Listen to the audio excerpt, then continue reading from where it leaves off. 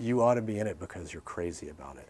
And for me, it's just wonderful. I'm here at K-State as part of the children's literature track in the English department. So my main research is in children's literature.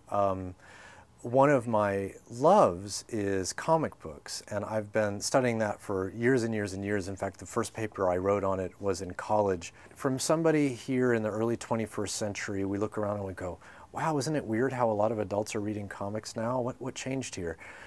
What really changed here is that it changed back to the way it was originally. When comics first came out, they were actually for adults. They were political. They were editorial cartoons like we still have today. Over a course of decades and decades, for lots of reasons, some of which I think we should be pretty embarrassed about, we decided comics were for children and only for children. The most important step in the history of comics becoming for children is probably some Senate hearings that centered around a guy named Frederick Wortham, who wrote a book called Seduction of the Innocent.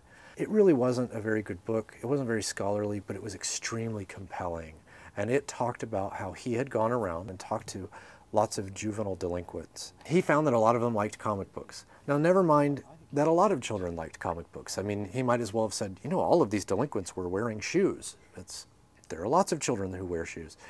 He decided that comics were probably the problem, and it freaked the country right out. The comics industry, in order to protect itself from Congress, imposed on itself some really strict guidelines. This was called the Comics Code Authority. The Comics Code Authority had very strict rules about what could be in a comic book. If you were going to make money off of comic books, they had to be void of any real complexity.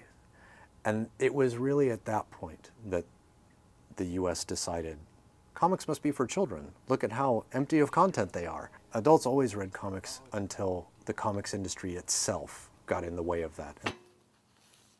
Superheroes have been the most popular form for exactly the reasons I was talking about earlier. For a long time, that was almost the only kind of story you could get distributed. And so that's what we wound up with, is this idea that comics are superheroes and nothing else.